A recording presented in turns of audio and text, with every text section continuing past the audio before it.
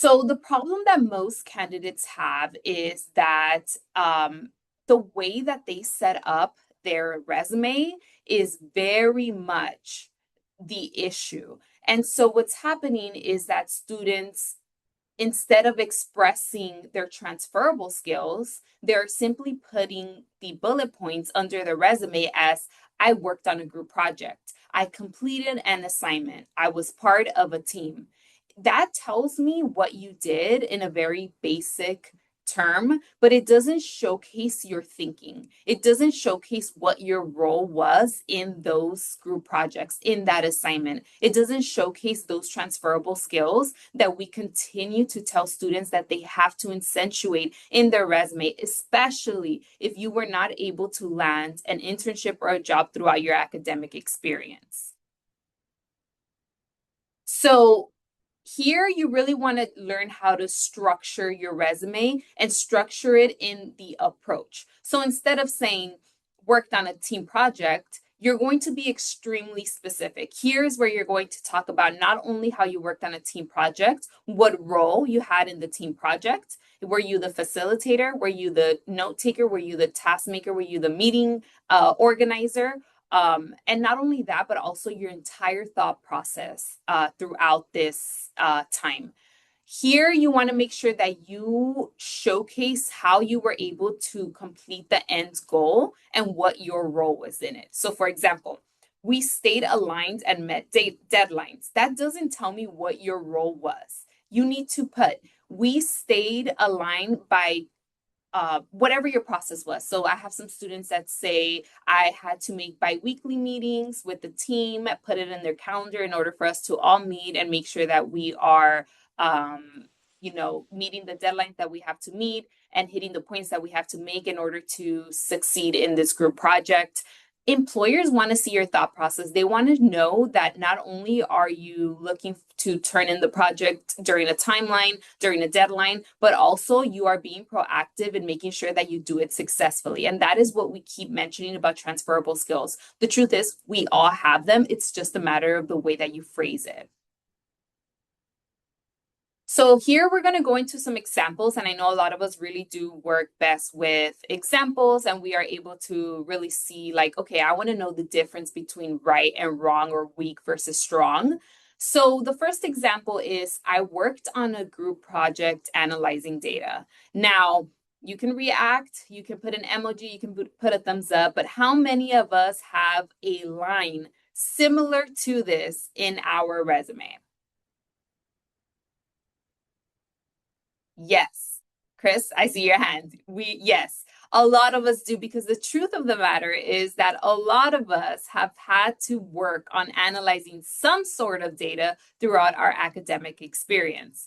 Now, that might not seem like a strong bullet point.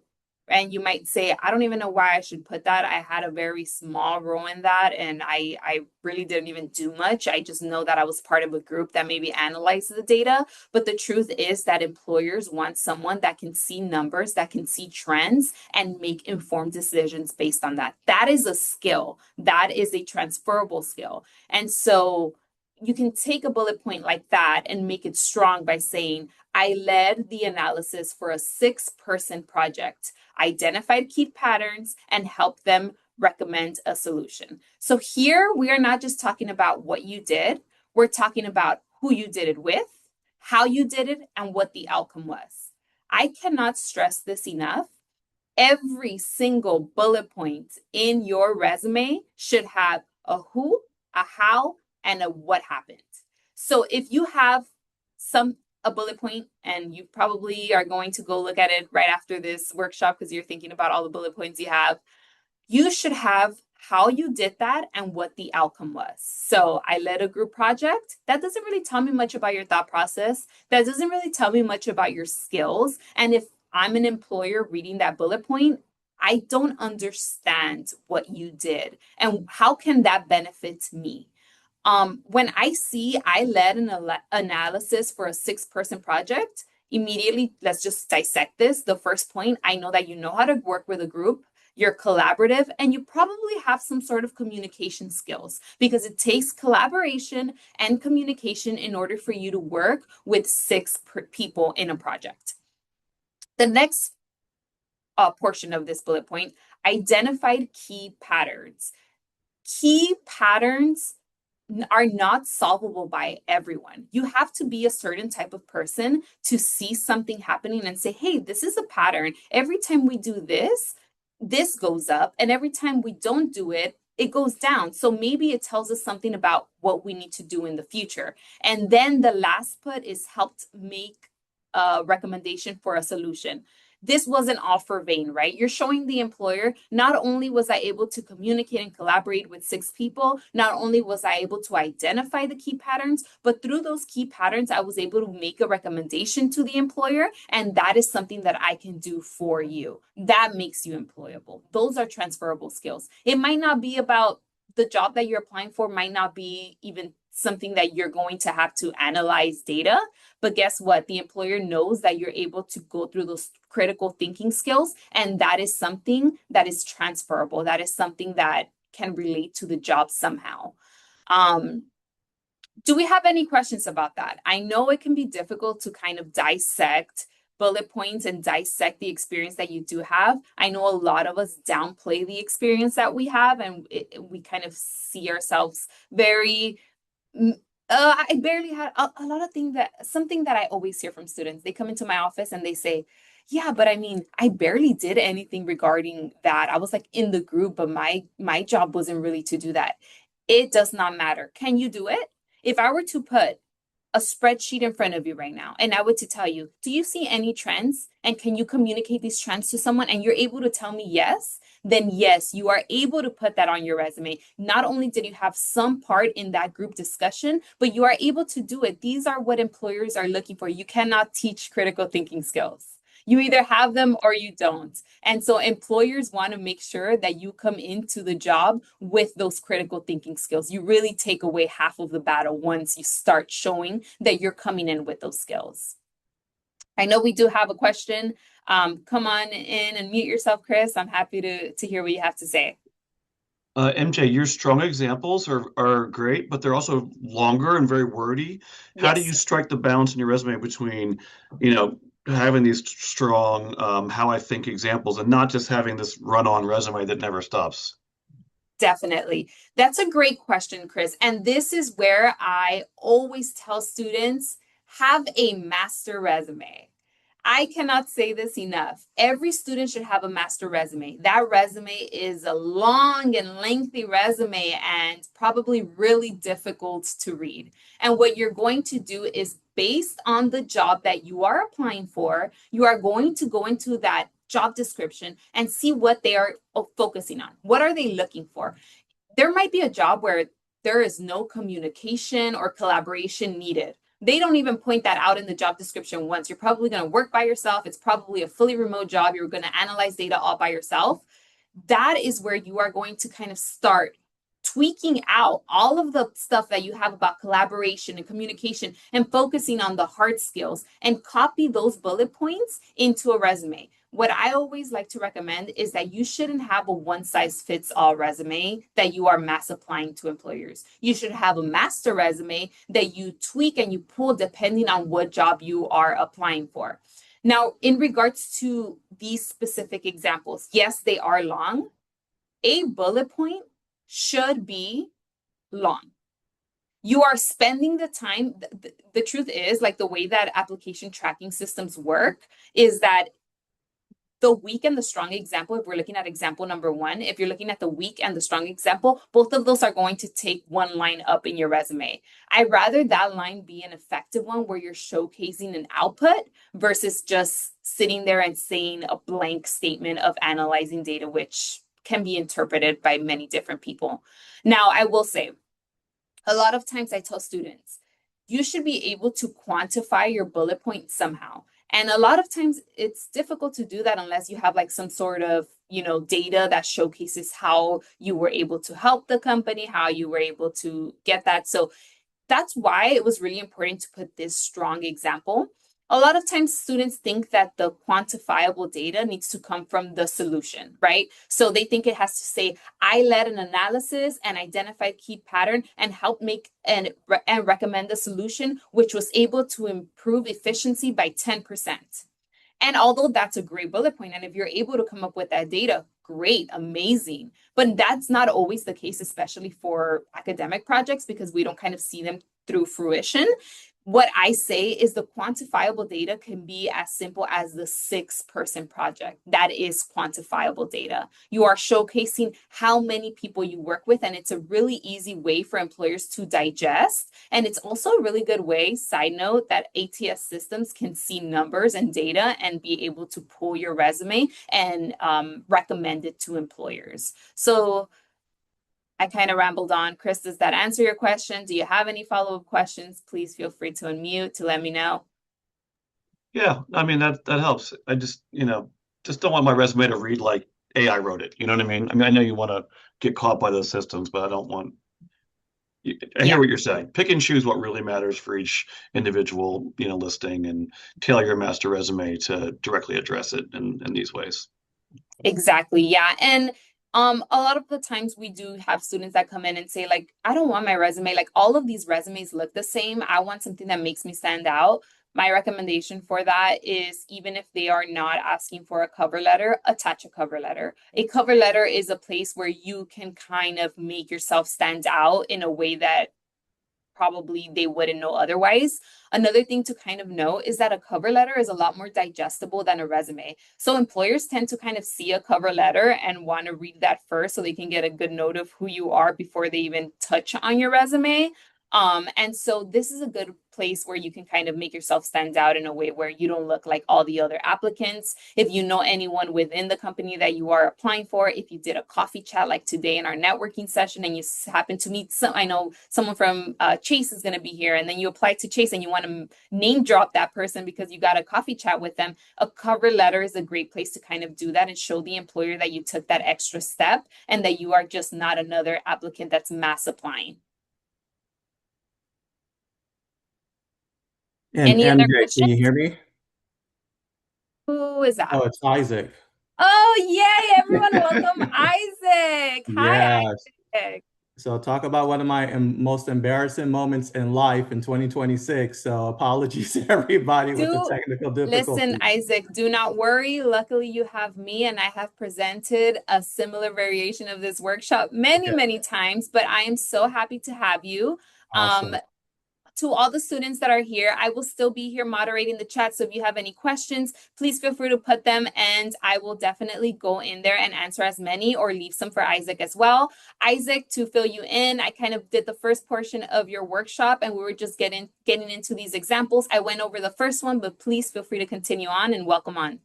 All right, thank you so much. And everyone, like I said, truly, truly apologize. I am definitely technically sound, but my computer for some reason today just did not want to work. So how embarrassing. So let me just jump into example number 2. And a weak example, I completed a presentation. Here's the stronger rewrite. I structured and delivered a presentation that simplified complex findings and helped drive alignment across the team.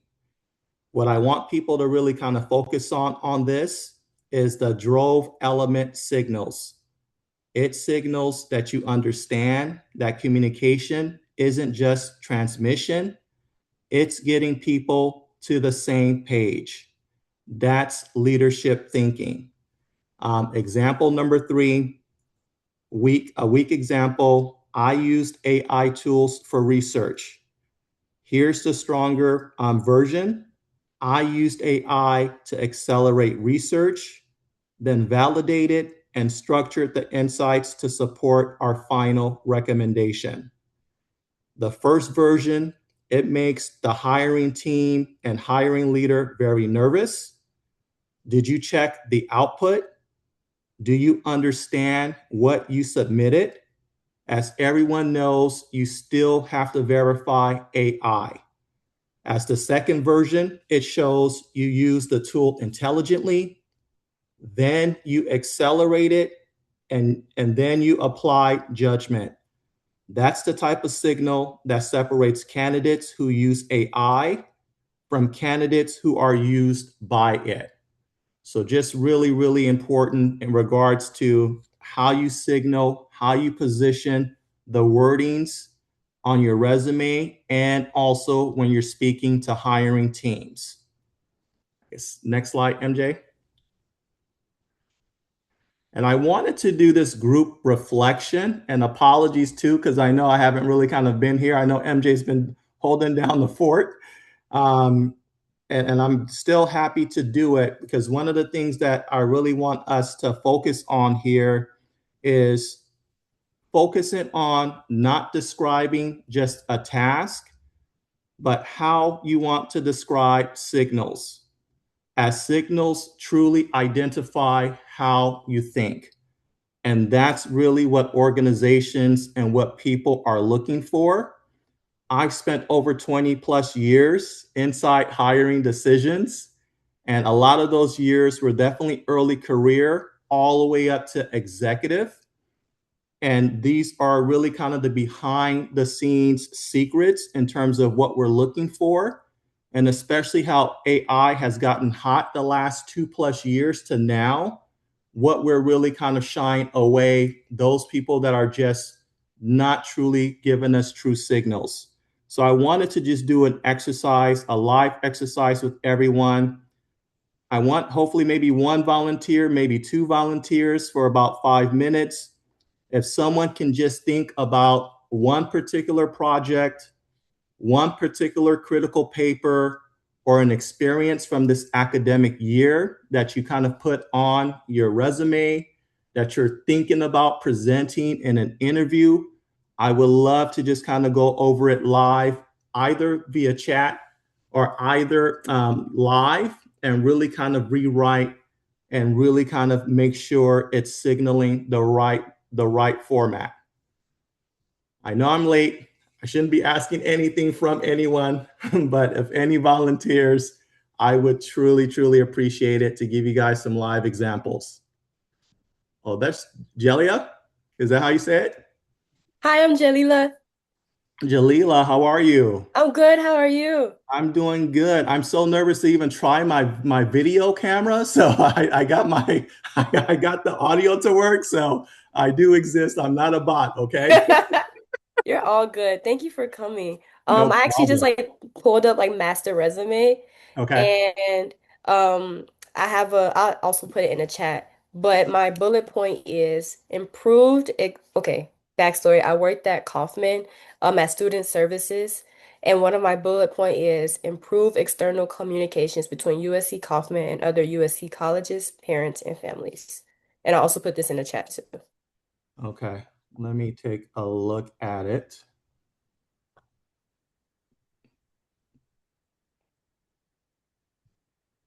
This is also one of those roles like when MJ was saying like, oh, students feel like they don't like know, like they can't put anything, like they can't quantify it. Yeah. This is honestly one of these jobs that I had was like, I didn't really do much. Like I didn't Yeah. have like a day-to-day schedule. So I was wondering like, okay, how can I quantify this bullet point? Or how can I improve it internally? No. Well, first of all, thank you so much. It's brave for you to even kind of, jump on. So first of all, just, Thank you. thank you for that. One thing that I will note, with this is definitely a great starter. But one thing that I would improve is, yes, you improve external communications, Mm-hmm. but can you qualify the result? So like improving the actual external communications, that's great. But I would just add a tagline to it, maybe even 3-4 sentences. We reduce meeting times by X. Mm. You know what I mean? So Mm-hmm. something that kind of, really kind of, tags on to what you actually improved is going to be really the key signal. Does that make sense? It does, yes. I'm Okay. writing all this down, so I'm like looking down right Yeah, now. yeah, no, yeah. So just like a quick 3-4 sentences, reduce meeting efficiency by 30 minutes per week. Just something where the results end to. Mm-hmm. Yes, that's great advice. And then just want to input basically what I said earlier. A lot of times it's hard to find that number, right? We don't know the number. My favorite tip and trick is a lot of us have bullet points just like the one that you wrote. My favorite thing is have a by the end of it. So improved external communications between USC Kaufman and other USC college parents and families by. How did you do it?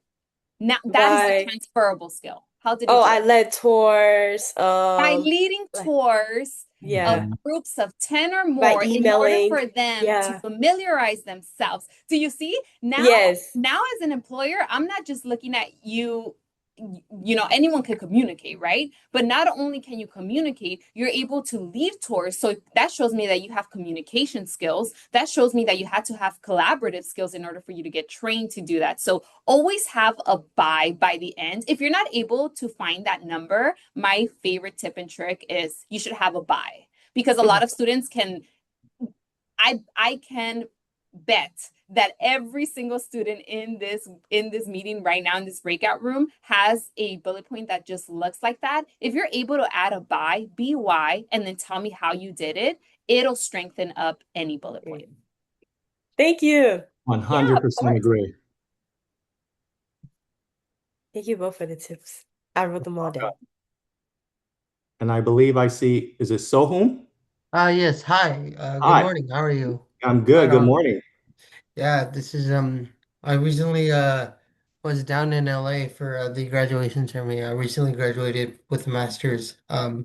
So I'm really excited to be back. But this is really good advice. So I dropped so my last internship was this, and when I was looking at the master resume and I was looking at this, I think the problem that I have is like what other students were saying, like I have this, but it's not really the problem that I have with this, that it's not really like how do I do that buy thing that you were saying, and then also earlier about um what you were saying earlier about making it more stronger by having those um like show us how you think. How do you do that with with these three bullet points, which are in the chat? Give me 1 second. So design and upload it. This is yours, right? Design and Yes. upload Canva materials to promote a newly released book on organization's Instagram page. So you're asking for all these 3 bullet points, right? Yeah. Collaborated with team members too.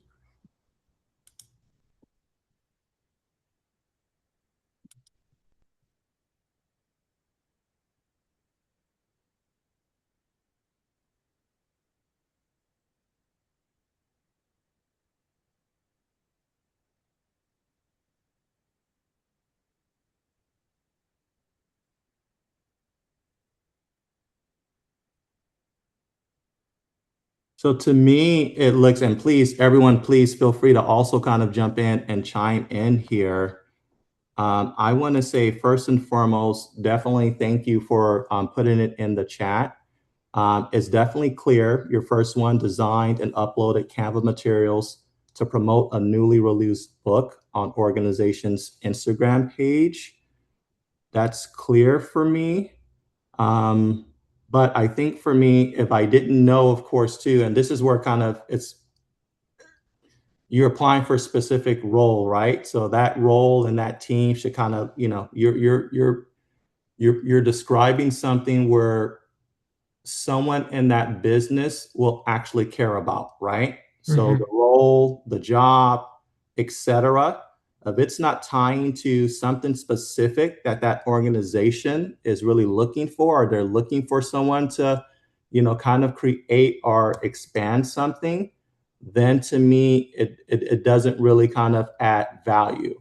But if it's something where you're applying to, like an organization, and that Canva piece or that type of project is really going to speak to that organization, it absolutely makes sense. I think you just got to be really careful in terms of where you're applying to. Will that really kind of, like I said, add value to that organization? Or am I just kind of adding bullet points just to add bullet points to fill up my resume? And that's where really kind of the intentionality of where you're applying to really, we have to kind of, slow down to a degree and really kind of tailor resumes according to the specific roles, the specific companies that you're looking to apply for. So hopefully that gives you a little bit of, it gives you more direction. But I think to me, when I look at it, I'm not in that kind of space. It does make value, but if it's not something, if I'm a leader and I'm in a different, maybe sales focus or legal focus, et cetera, that wouldn't bring value to me necessarily. Right. Sounds good. And MJ, I Yeah. don't know if you add something to that. Yeah, the only thing that I wanted to add to that is if any of you have a bullet point with the word Instagram, there should be a quantifiable number next to it. And this is because Instagram is very easy to see the impressions that you've made. So whether you have access to the account, maybe you just worked on the material and don't have access to the account, that's completely fine. See if you can email someone that has access and ask what the engagement percentage was on that post that you helped with. So for example, you said designed and uploaded Canva materials to promote a newly released book on the organization's Instagram page, which led to a 30% engagement increase.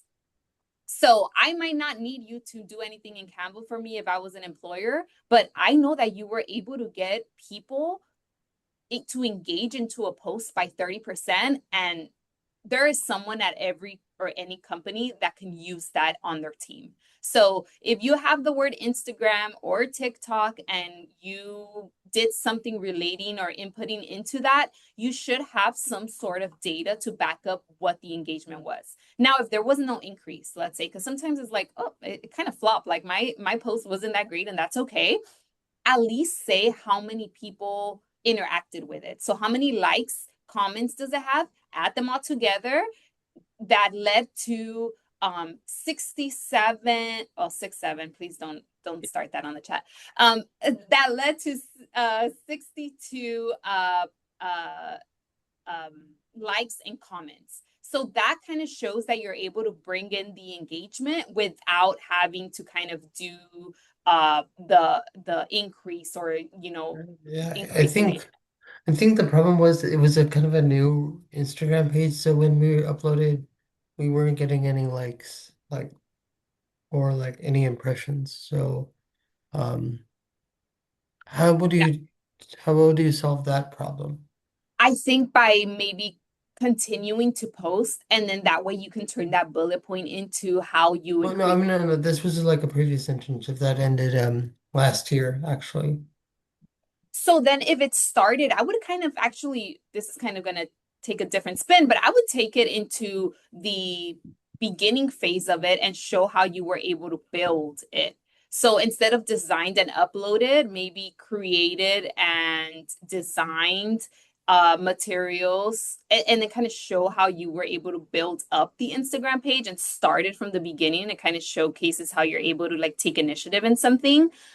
So maybe if it's a new one and you had part in kind of collaborating to that new space, I would definitely showcase that in one of your bullet points. Sounds good. Thank you so much. Really Yeah, appreciate of it. course. I know we have quite a few examples. I'm going to try to kind of respond to them, but Isaac, feel free to move on or get to them, completely up to you. Perfect.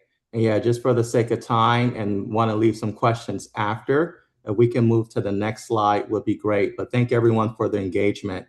I did want to touch on this because I know, and everyone's talking about AI. So just really, I wanted to spend a moment specifically on this because this is the question I know every student is asking.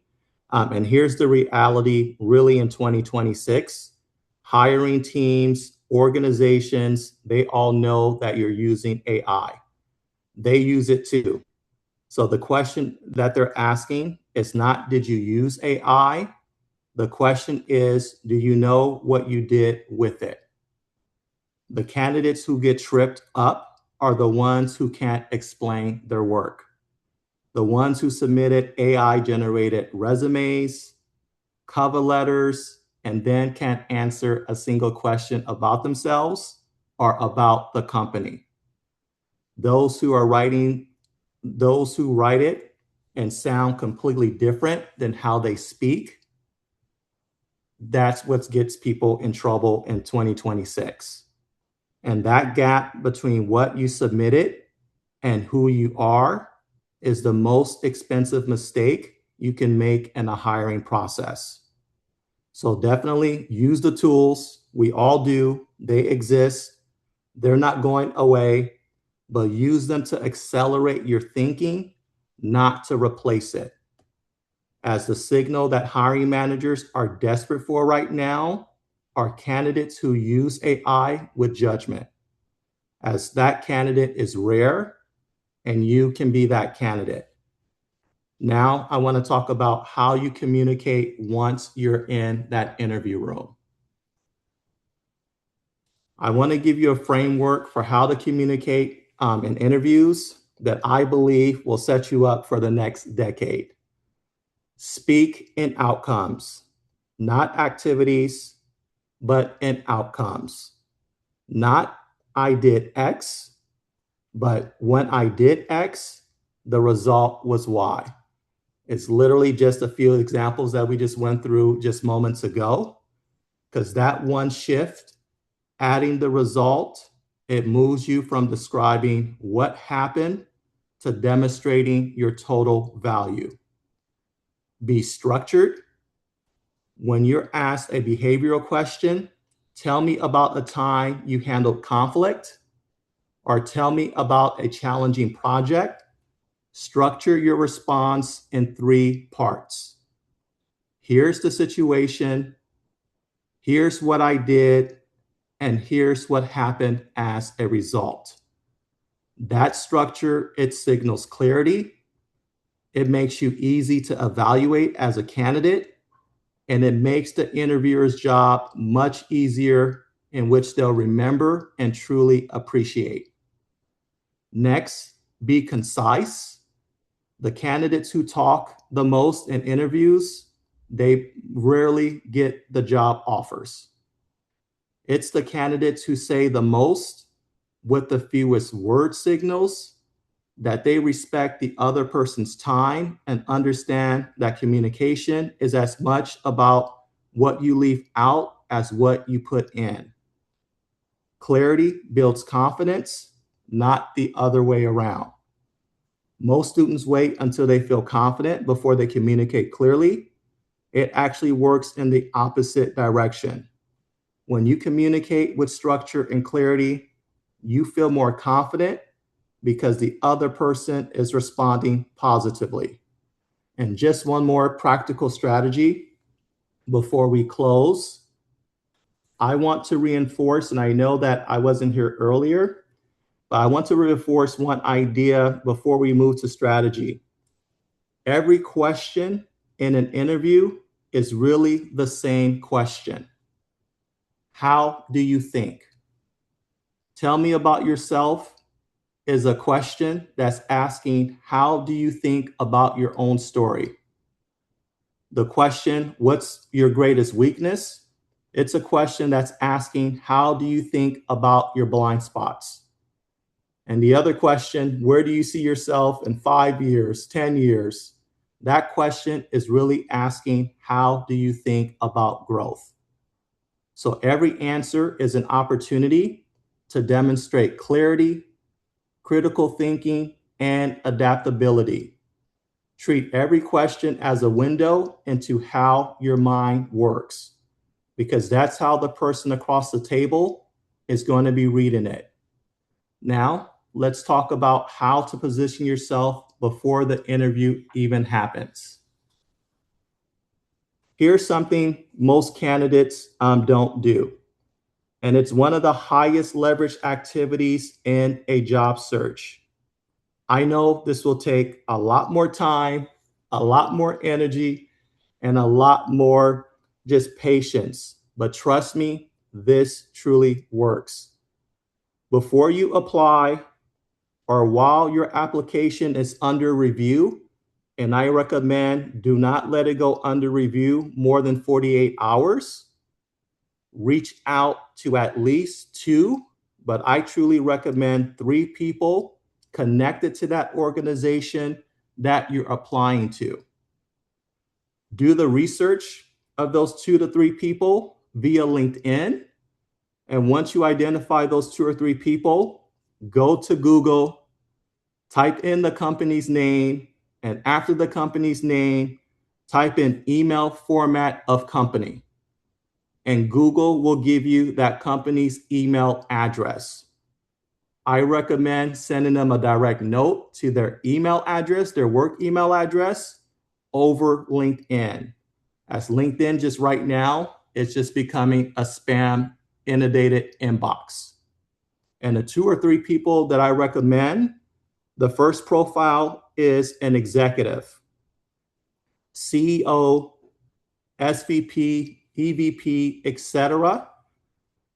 Reach out to them, not as a pitch about yourself, but really research and see something that they've recently referenced specifically about the organization, about the organization's future, and send them a note, letting them know you are intrigued, you are inspired, and you would love to work for that organization.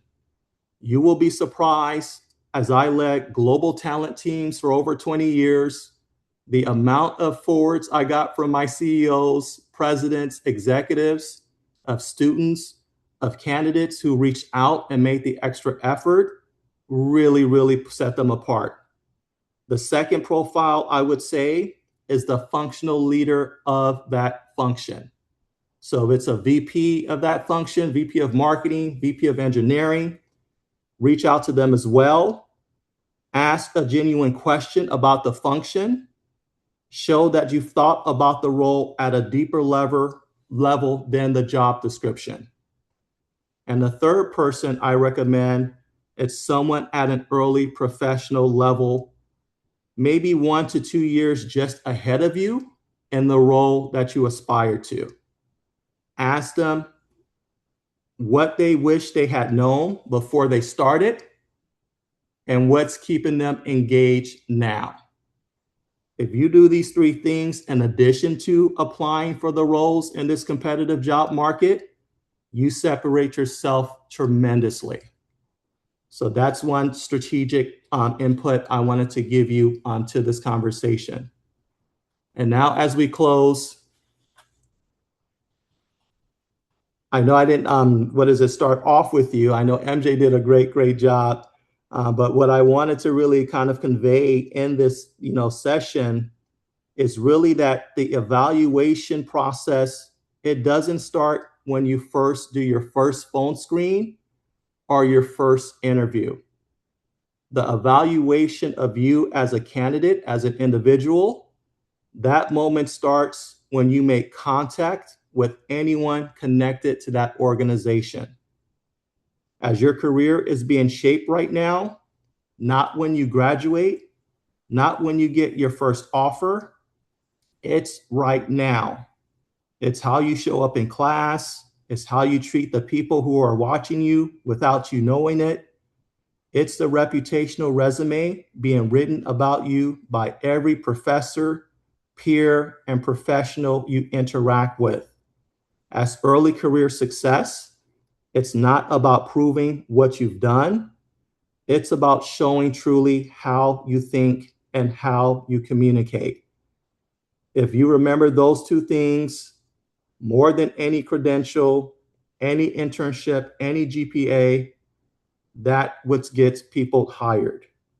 That what gets people promoted, and that's what builds the careers you're actually trying to build. So I wanted to definitely, apologies again for missing half the presentation, but I know MJ did a fantastic job. And I'm definitely around for questions, and I'll definitely be around for the networking opportunity as well to answer any questions as well. But I know MJ has USC resources to follow this page as well.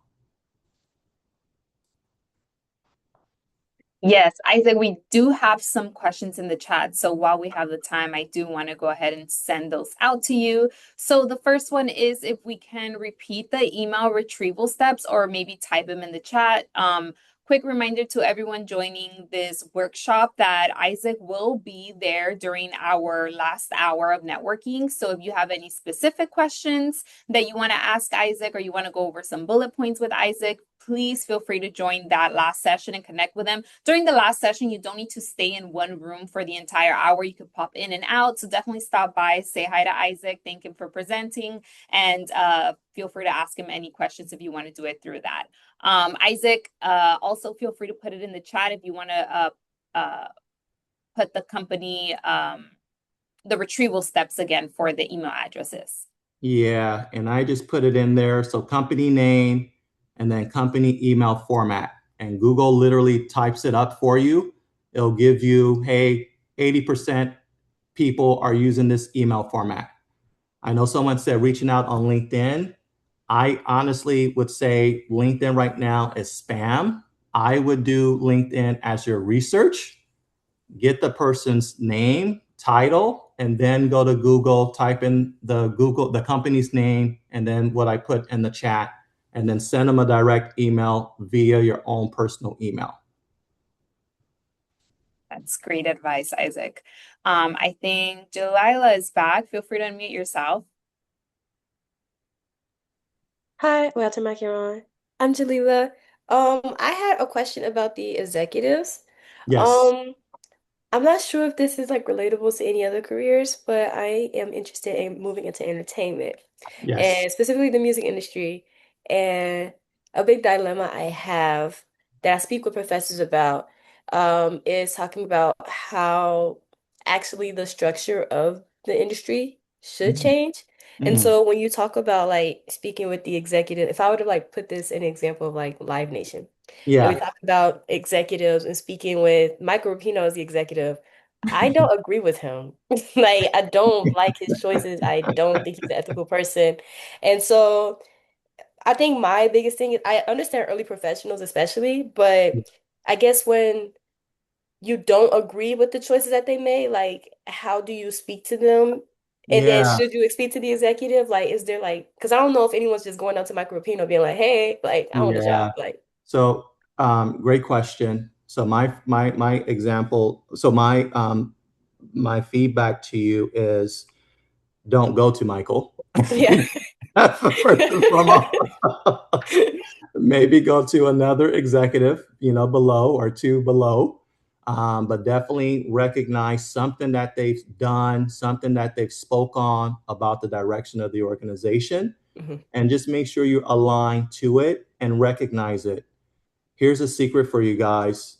People love when other people notice what they said or what they did recently. And if you compliment that, your foot's already in the door. So that's my secret at the executive level. My overarching, though, recommendation, if you're not aligned with the total organization philosophy, then don't, even go there.